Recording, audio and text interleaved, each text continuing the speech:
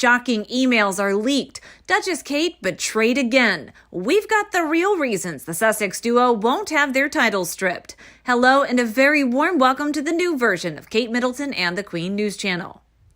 Ready, aim, fire. Once again, the Duke and Duchess of Hypocrisy, aka Harry and Meghan, firing missiles across the Atlantic directly aimed at the House of Windsor. It remains a mystery to senior palace officials as to why the bitter couple has yet to be stripped of their titles. The pair has violated rule after rule since fleeing to the USA. They've used some of the most powerful people in U.S. media, from primetime interview with Oprah to Spotify, Apple TV Plus, and Netflix, all to issue scathing public rebukes of their time as royals, seemingly designed to shake Buckingham Palace to its core. Another blatant violation of their dearly held titles, the Montecito, California-based Duke and Duchess have waded into the American political sphere and continue to stoke the flames of controversy, even using their titles when speaking out.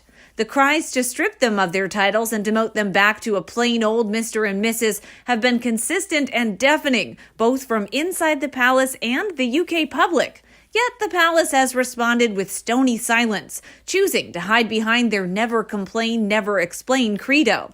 Just this week, an insider spills the exclusive scoop to Women's Day that the immediate royal family, including the Queen, Prince Charles, Prince William, and even Duchess Kate, are, quote, reticent to take such drastic action because they don't want to provoke the Sussexes even more. The inside sources continue on relaying, this is a critical time for relations between the Sussexes and the palace. Harry is in the final stages of writing his memoir, which everyone worries is being done with a poison pen. He knows that the royals rarely issue detailed public statements on anything. The fear is that if their titles are stripped, Harry will go to town on the palace, knowing their hands will be tied.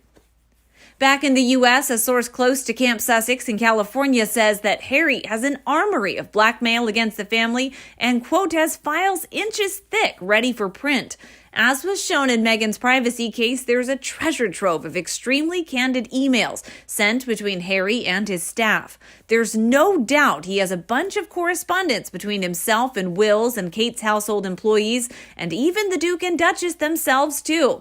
If those messages were leaked, whether by Harry in his memoir or a disgruntled staffer, it would be even worse for the royals.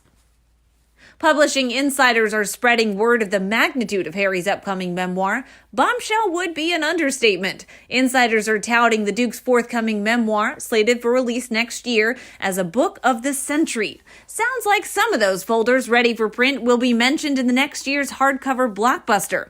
One insider is quoted as saying, this has the potential to blow Andrew Morton's Diana book, Diana, Her True Story in Her Own Words, out of the water. His editors will no doubt be demanding Harry's perspective on everything, from the untrue rumors that James Hewitt is his real father, through to the sorts of things about the future kings that only a brother and son would know. Prince Charles and Prince William have the most to lose out of this, and they know it. They hope that by allowing the Sussexes to keep their titles, at least for now, the book won't be as destructive for the palace as they fear it might. Keeping all the memoir hype in mind, what do you think? Will the tarnished prince overshadow the Queen's Platinum Jubilee next year with the release of his memoir? There's no doubt that it caused a ripple of fear throughout Buckingham Palace that might be the case, especially when news broke that Harry was writing his truth. In a record-breaking contract, the formerly tight-lipped prince was rumored to have persuaded Random House to part with $30 million for a total of 4 books, 2 of which are to be written by Meghan. Now, what damage could he really do? His wife is an unashamed stranger from the truth who is prepared to lie under any circumstances to get what she wants, and he too is prepared to fib or forget inconvenient facts. We all remember that he told the world his father had never taken him cycling as a child, as he was now able to do with Archie. Well, that was quickly disproved. Harry's a first-class whinger who's happy to throw his family under a bus, and I suspect his memories, as portrayed in the book, will be biased towards Diana, good, and Charles and Camilla, bad. He was 12 when his mother died, and that he is having to phone around to her friends to ask for memories of her shows he has few recollections of her as a person, except those acquired from what other people tell him.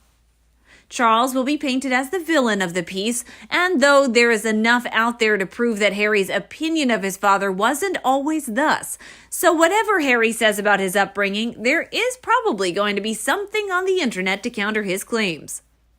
By the way, despite the fact that Meghan's father says Harry spends a lot of time cycling around Montecito, and Harry claims he's enjoying having Archie on the back of his bike, I've never seen one picture of the father and son out and about on Harry's bicycle. Very odd, since Meghan can't seem to go out shopping locally without being papped.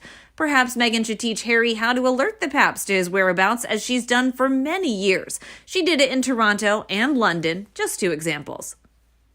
We will have to wait and see, but I don't believe the Harkles will have the media clout they believe is their due, and the Queen's Platinum Jubilee will outshine anything the duo can possibly do.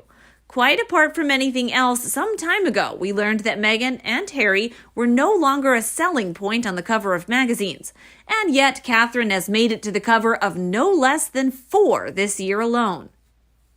How can someone declare that much love and respect for his father, then slander him completely after his marriage? The mind boggles. If William and Catherine go to the U.S. on a state visit and to present their 2022 Earthshot prizes, the Harkles will sink even lower. If Harry and Meghan Markle go on a tour of the U.S. and maybe elsewhere, a la royal family, and it is as successful as the tour of New York, then their days are well and truly numbered. The star of the Cambridges is on the ascendant, while that of the Sussexes is on the wane. We can see it happening. Anything the Sussexes do now is likely to fall flat. It's only been 8 months since the Oprah interview, and people's interest has moved on. This is why I see anything they do as acts of desperation to remain as a couple of topical interest and relevance. Case in point, Meghan's appearance on Ellen. It did not get her the favorable reaction she was hoping for. In fact, she's been ridiculed for it on social media and become a figure of fun, a laughingstock.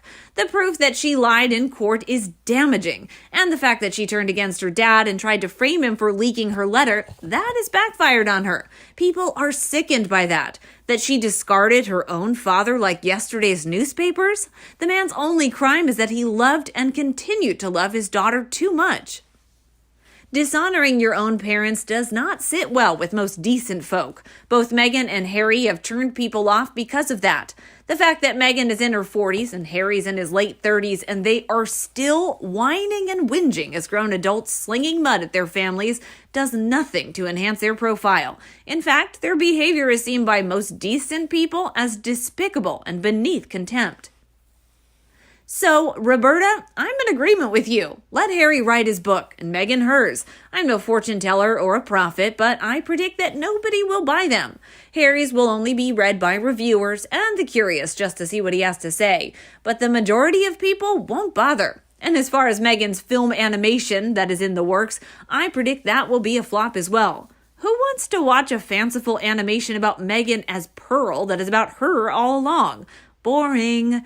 Children were bored by her book, The Bench. Case in point, when she read the book out loud to a classroom of kids, she couldn't even hold their attention. As for the Queen's Jubilee, I think she has nothing to worry about any overshadowing. I guess the BBC won't be covering any of the celebrations or festivities, and the BBC can sink under the weight of their own faux pas and be out of the loop. It is hard to imagine that 2 people who just 4 years ago had the world at their feet could sink so low and just keep digging. Excessive hubris is leading to an epic fall. Where to then? I hope no one will take the bait, but we know how conniving and evil she is slithering through life. She will pull something. Who knows, though? Number 6 is on borrowed time with his first wife. One day we will wake up and it will be all over the tabloids that they're divorcing. Maybe even something as drastic as there was an murder or suicide in Montecito Olive Garden mansion. And you? What do you think about this couple? Please tell me your opinion below in the comments section, and we'll also talk about Harry and Meghan. If you think my video is useful, don't forget to like and share it with your friends who need it now. And don't forget to subscribe to the new version of Kate Middleton and the Queen News Channel to get more interesting videos in the future. Now, thank you for watching, goodbye, and see you in the next videos.